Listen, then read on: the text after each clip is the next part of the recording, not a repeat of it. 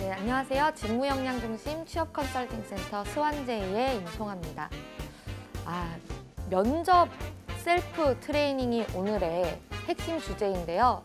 여러분께서 좀 면접을 그리고 자기소개서를 모든 취업 준비를 혼자서 하실 수 있도록 저는 어떤 기준점이라든지 이런 것들을 드리고 있습니다.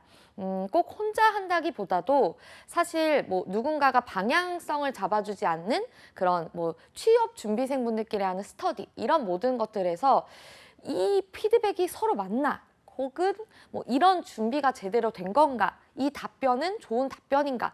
이런 부분들에 대해서는 서로 간의 피드백이 좀 어려울 수 있어서 그런 것들을 좀 시리즈로 여러분과 함께 이야기를 나누고 있는데요. 면접에서 굉장히 많이 질문 주시는 게 답변 길이에요. 이게 또 너무 길게 말하면 길다 그러고 또 너무 짧게 줄이려니까 내 핵심 내용이 전달이 안 되고 또 내가 핵심 내용을 전달을 한다고는 안 했는데 이게 너무 답변 길이가 짧은 것 같기도 하고 정말 이 길이라는 게 사람마다 느끼는 거라서 좀 애매하다 이렇게 생각을 하시는 것 같더라고요. 그래서 일단 면접 길이의 모든 것에 대해서 한번 짚고 넘어가도록 하겠습니다. 제가 세운 기준이기는 합니다만 제 생각에 면접 답변 길이를 잘 조절하는 것은 5문장 내 40초 내에 끊어주시는 거라고 생각을 해요. 5문장 내지 6문장까지는 좋습니다만 그 이상이 가면 여러분이 실제로 좀 친구분의 이제 면접을 보실 때 모의 면접을 할 때 다른 사람이 말하는 걸 이렇게 초시계를 보지 않고 이렇게 재고 있다가 약간 긴데? 라고 느껴지는 순간에 한번 초시계를 딱 보세요. 그러면 아마 40초 정도가 되지 않을까 싶고요.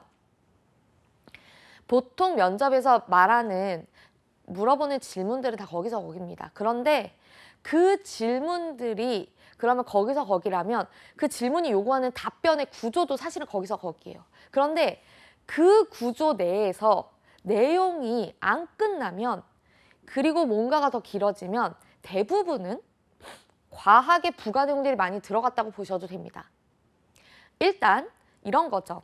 면접관이 예를 들어서 강점을 얘기하세요라든지 뭐뭐 했던 경험을 얘기하세요라든지 본인이 업무를 잘할 수 있는 이유에 대해서 얘기하세요라든지 등등의 것들은 대부분 본인의 강점을 어필할 수 있는 에피소드를 설명하되 본인이 어떤 내용을 포인트로 짚어서 이야기할지 두 갈식으로 이야기해라 라는 것이 숨은 의도일 수 있습니다. 숨은 의도라기보다 그런 어떤 니즈를 가지고 있겠죠.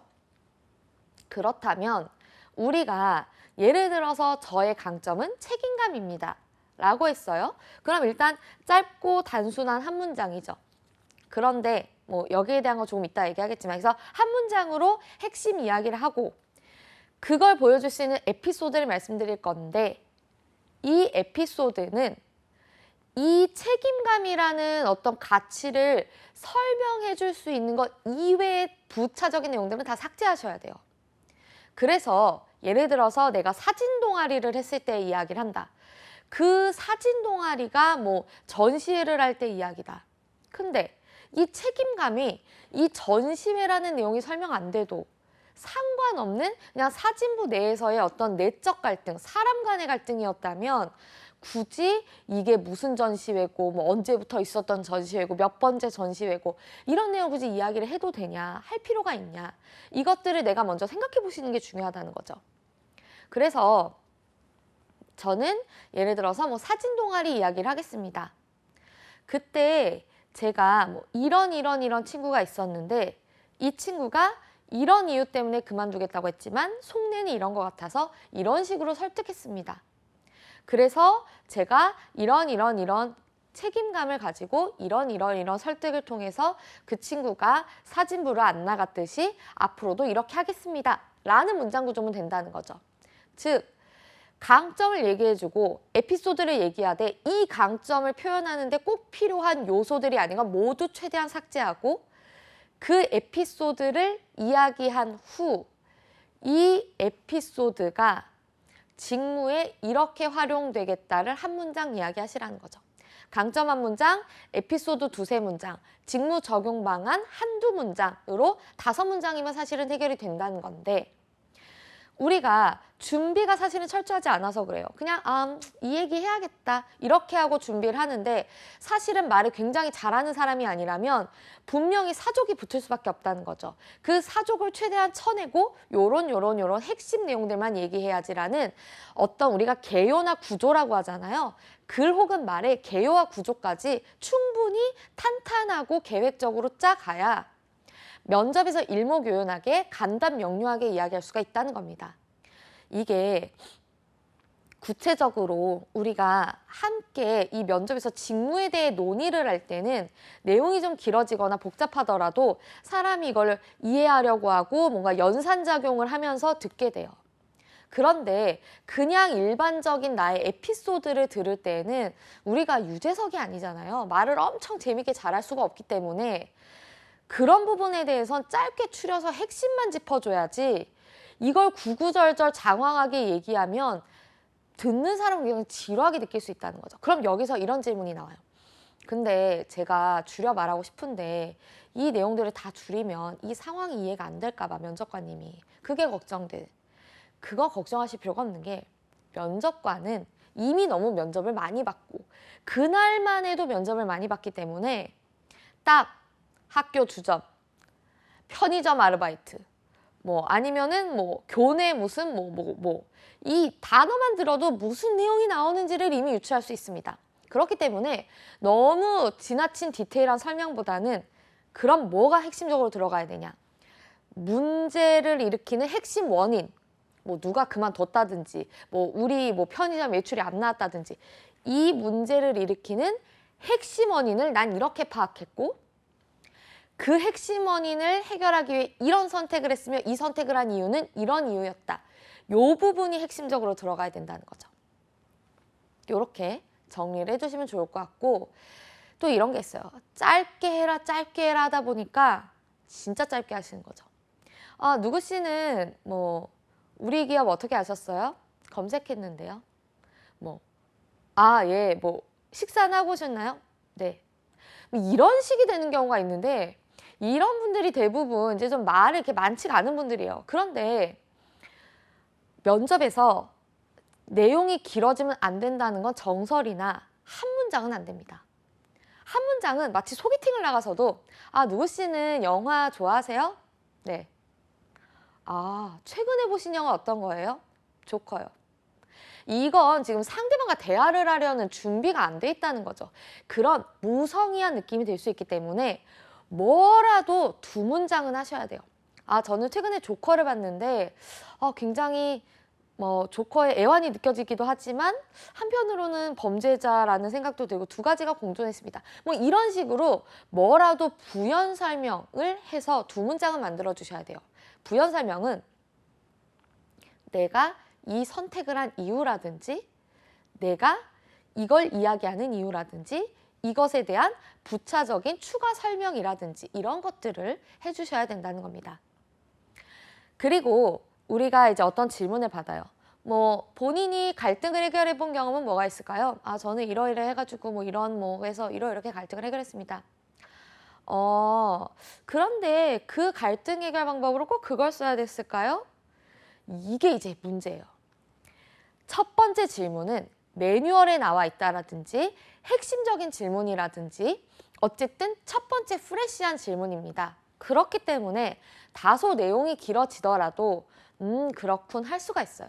그런데 추가 질문이라는 건 보통 변명을 해야 되거나 이미 이야기한 내용을 보충하거나 부연 설명하는 형태의 질문과 답변들입니다. 그렇기 때문에 무조건 첫 문장보다는 짧아야 된다는 거죠. 왜냐하면 사실 변명은 길수록 재미도 없고 사람을 실망시킨다는 겁니다. 그래서 추가 질문을 받았을 때는 어떡하지? 이걸 어떻게든 변명해야겠다, 모면해야겠다 이런 것보다는 좀 더 프레시하고 심플하게 그런 방법도 있었네요. 면접관님 말씀 들어보니까 그때 그 방법대로 할 걸 그랬습니다. 이렇게 컴팩트한 대답이면 됩니다. 뭐 이 질문, 그 방법을 왜 안 썼는지, 뭐 했는지 이게 궁금해서 물어보는 게 아니거든요. 그냥 이 맥락상 이 면접이라는 의의에 맞춰서 해야 될 것 같은 질문을 하는 경우들이 상당히 많습니다. 그래서 질문에 여러분이 몰입되고 내가 이 질문에 갇히고 하지 마시고 이건 나의 강점을 어필해서 이 회사 직원이 돼야 되는 면접이다라는 게 항상 이 생각이 중심에 있어야 돼요. 그러니까 왜 이런 방법은 사용하지 않으셨죠? 라는 질문에 고갈돼서 여기에만 이걸 왜 하느냐면 이렇고요. 이걸 왜 하느냐면 이렇고요. 이게 지금 나의 에세이가 아니거든요. 그게 아니라 정말 어떨 때는 그냥 치고 넘어가는 거죠. 면접관님 말씀 들어보니 그렇네요. 혹은 제가 그때는 그런 생각 못했습니다. 그것도 생각해봤지만 제가 생각했을 때 그때는 이게 더 맞다고 생각했어요. 지금 생각해보니 그것도 괜찮네요. 이런 식으로 짧게 넘어가야 된다는 거죠. 그리고 또 이것과는 다른 얘기인데 가벼운 질문들이 있어요. 예를 들어서 뭐 오늘 식사는 하고 오셨나요? 아이스 브레이킹 질문이라든지 혹은 뭐 본인이 생각하셨을 때 뭐 우리 회사 로고 어떤 것 같아요? 뭐 이렇게 딱 들어도 그냥 아이스 브레이킹이거나 이 사람도 그냥 생각나서 물어봤다거나 갑자기 궁금해서 물어봤다거나 이런 나에 대한 질문이 아닌 내가 생각해도 이게 면접의 당락을 좌우할 것 같진 않은 질문들은 과감하게 치고 빠지셔야 됩니다. 그러니까 그 로고가 말이지 색깔이 약간 코발트 블루랑 울트라마린 섞은 색깔이 맞았죠? 막 이러면서 막 구구절절 장황해지면 아주 괜히 물어봤다. 저 사람 말 많다. 이러면 뭐가 문제냐면 일단 나에 대한 호감이 깎이기도 하지만 두 번째로 질문이 잘 안 들어와요. 그러면 내가 여러 가지 나의 강점을 어필할 수 있는 질문 기회를 잃어버리게 되는 거라는 거죠. 그래서 가벼운 질문이라는 걸 내가 인지할 수 있는 기준은 이 질문에 대답해서 면접 붙고 떨어지나? 라는 겁니다. 그리고 또 우리가 굉장히 상황에 대해서 구구절절하면 정말 안 궁금하거든요. 안물안궁하시죠? 그렇기 때문에 내가 강점을 위주로 어필해야겠다는 생각을 하면 이 문제를 일으켰던 상황 위주가 아니라 나의 강점을 드러낼 수 있는 그 갈등 문제와 이걸 파악한 이유, 이걸 해결하고자 하는 이유 이런 것들이 나옵니다. 자, 그러면 내가 갈등을 해결할 때 혹은 전공적인 어떤 뭐 프로젝트를 했을 때 어떤 부분들을 위주로 어필해야 되냐면 첫 번째, 전공 지식입니다. 내가 이 문제가 잘 해결이 안 돼서 이런 논문들, 중요한 논문이라면 이런 논문들을 받고 혹은 다양한 논문들을 보면서 이거를 해결할 때 이런 방법이 있구나를 그때 알게 돼서 이런 식으로 내가 캐치한 전공 관련 지식, 내가 좀 더 전문화된 전공 지식을 이야기해 주시거나 혹은 문제 해결을 하는데 필요한 방식인데 이건 되게 중요한 거지만 열심히가 아닙니다. 방법입니다. 제가 이런 문제를 해결할 때 이 A라는 방법으로만 했더니 계속 안 돼서 B라는 방법을 한번 해봤더니 되더라고요. 그래서 이런 식의 문제 혹은 이런 식의 뭐 공정 있다면 이런 식으로 하는 게 좋을 수도 있겠구나라는 문제 해결 방식을 알았다든지 이런 것들을 얘기해 주셔야 돼요. 혹은 내가 이 문제를 해결하면서 어필된 나도 모르게 발현된 나의 강점을 이야기해 주시거나 절대 무턱대고 노력해서 열심히 해서가 아니라는 거죠. 혹은 인성 관련 그냥 기본적인 에피소드도 있을 수 있습니다. 이럴 땐 어떤 걸 어필해야 되냐? 일단 인성이라는 건 열심히 한다, 사람이 부드럽고 친화력 있다 두 가지입니다. 그래서 이 인성 관련 노력은 내가 그냥 갑자기 등장해서가 아니라 내가 이 사람을 굉장히 열심히 지켜보고 있었을 때 혹은 내가 이 업무에 대해서 굉장히 몰입했더니 이런 부분들을 어필을 해주시고 그리고 추가적으로 내가 이 문제를 해결함에 있어서 가지고 있는 나의 기본적인 역량과 강점, 성격적 장점이 같이 어필이 돼야 됩니다. 이 기준을 가지고 하시는 게 중요하고요. 그 다음에 이제 제가 생각했을 때 면접에서 이런 기준들을 가지고 가면 좋다라는 3가지가 있어요. 그걸 좀 말씀드리고 싶은데, 부정적 질문엔 반드시 긍정적 답변이 들어와야 됩니다. 무슨 얘기냐면, 예를 들어서 본인의 실패 경험에 대해서 얘기해 보세요. 아, 제 실패 경험 저 재수한 거요. 저 재수 안 저 쫄딱 망했잖아요. 뭐 이런 식으로 본인의 실패 경험이 지금 궁금하지가 않거든요. 이 실패를 통해서 이 사람이 어떤 걸 느꼈는지, 이 실패를 통해서 그 사람이 다음번에 이런 실패를 안 하기 위해 어떤 노력을 했는지, 실패를 통해서 고통을 느끼고 이 사람이 얼마나 성장했는지, 그 뒤로 삶의 태도는 어떻게 바뀌었는지, 이런 게 궁금해서 물어보는 거지, 그 경험이 내가 한 실패 경험을 이 사람도 했을까라는 그런 굉장한 막 긴장과 두근거림을 가지고 물어보는 게 아니라는 거죠. 그래서 부정적 질문에 어떤 때가 내가 가장 했던 가장 큰 실패다. 그 뒤로는 이걸 내가 열심히 극복하기 위해서, 혹은 이걸 모면하기 위해서, 이걸 이겨내기 위해서, 혹은 이런 문제가 또다시 생기지 않기 위해서 이런 노력들을 했다라는 긍정적 답변으로 반드시 마무리가 돼야 됩니다. 이걸 굉장히 포인트로 가져가시는 게 좋고, 2번째, 외부에 대한 질문을 반드시 나의 강점으로 끌어오셔야 돼요. 예를 들면 이런 걸 굉장히 많이 얘기하세요. 팀 프로젝트를 하면서 뭐 협력을 했던 경험 이야기해봐라. 이런 질문 많이 하는데, 그때마다 하는 얘기. 저희 조가 굉장히 뭐 온라인으로만 하던 모임을 오프라인으로 하고, 그 다음에 서로 간에 굉장히 협력적으로 잘 토킹 어바웃을 해서 저희가 이 프로젝트를 A+를 받았던 경험이 있습니다. 이렇게 이야기를 하시는데, 그러면 그 사람들이랑 나가서 창업하세요. 이렇게 얘기가 나오는 겁니다. 내가 그 사람들과 모임에서 이 모임이 이런 분위기로 되게끔 만든 나의 노력을 말씀해 주셔야 돼요. 그래서 나의 노력이 이런 거였고, 내가 했던 방법이 이런 거였는데 이런 게 좋았다. 그리고 또 본인이 읽었던 책, 본인이 존경하는 인물, 이런 질문들이 많이 나오는데, 그때 여러분이 많이 하시는 얘기가 김연아, 일단 이런 김연아 선수 굉장히 훌륭하지만 너무나 많이 이야기를 하죠. 이야기가 나왔으니까 말인데, 존경인물이라든지 내가 좋아하는 브랜드라든지 이런 질문들이 나왔을 때 유명인이라든지 유명 제품 이런 걸 얘기하셔도 돼요. 근데 이게 너무 흔하면 그 인물이 내가 느끼기에 훌륭했다고 느끼는 그 포인트가 얘가 전에도 얘기했고 전전에도 얘기했고 심지어 내 뒤에 사람도 얘기할 거라면 이 질문이 차별화가 되기가 어렵습니다. 그래서 만약에 난 정말 김연아로 인해 내 인생이 바뀌었어, 이런 게 아닌 이상 너무 흔한 인물을 하시기보다 다른 나만의 답변을 생각하시는 게 좋죠. 김연아 선수를 예로 들어보면, 김연아 선수가 이런 것들을 했던 게 굉장히 감명 깊었고, 김연아 선수가 트리플 악셀을 이렇게 했는데 너무 아름다워서 존경하게 됐어요. 김연아 선수 저랑 같이 한번 좋아해 보실래요? 이게 아니라는 거죠. 김연아 선수 얘기는 짧아야 합니다. 김연아 선수 얘기를 짧게 줄여주고, 그보다 분량이 많아야 되는 건 김연아 선수로부터 영향받은 내가 달라진 인생을 어떻게 살았나가 중요하다는 겁니다. 그런데 이제 김연아 선수 얘기만 하고 끝난다.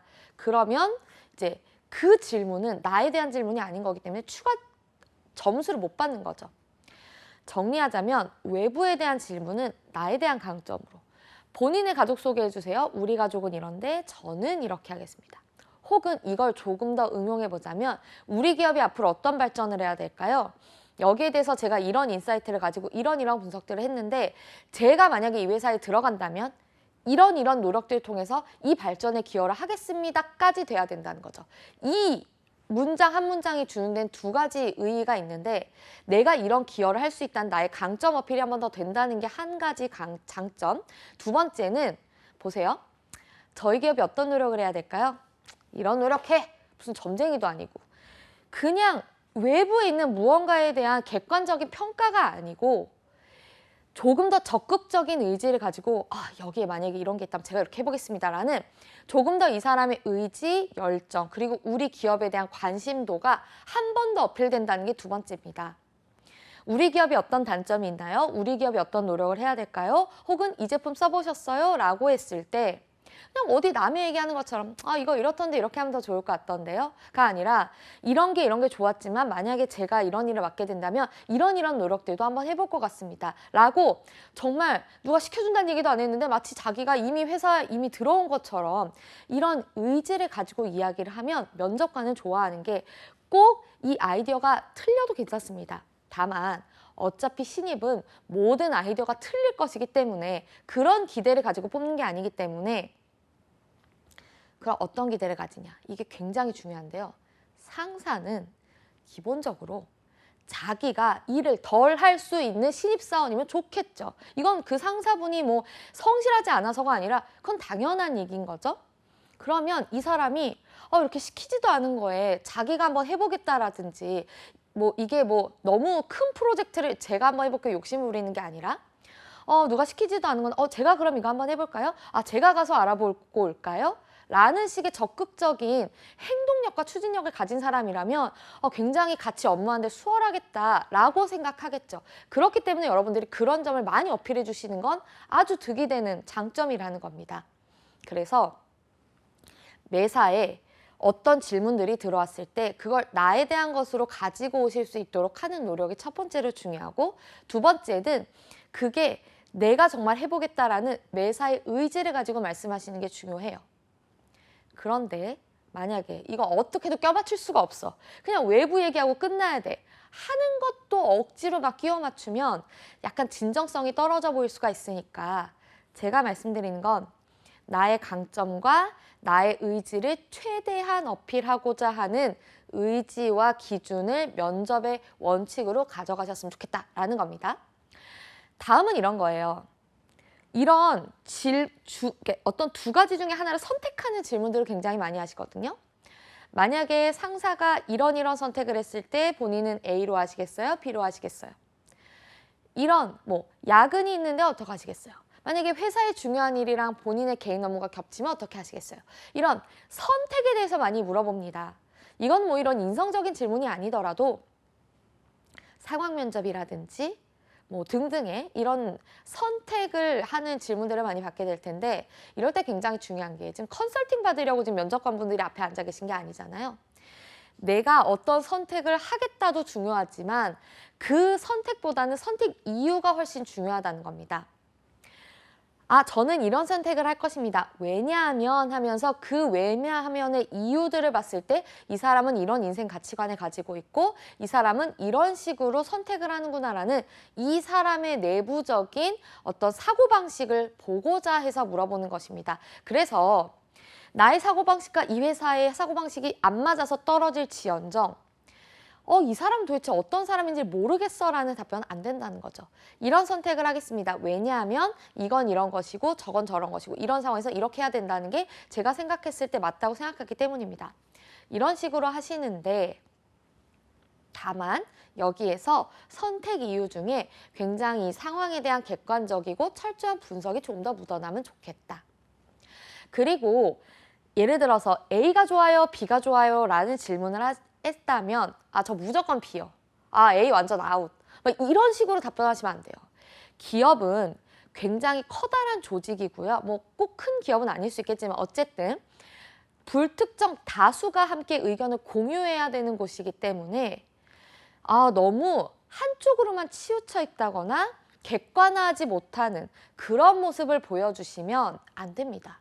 그래서 선택은 6대4. 이것도 좋지만 전 이게 더 좋아요 라는 6대4의 비중으로 한 가지를 선택해 주신 후 이유를 굉장히 논리정연하게 길게 말씀을 하시는 게 좋다. 이게 면접관에게 신뢰를 주는 면접에서의 3가지 원칙입니다.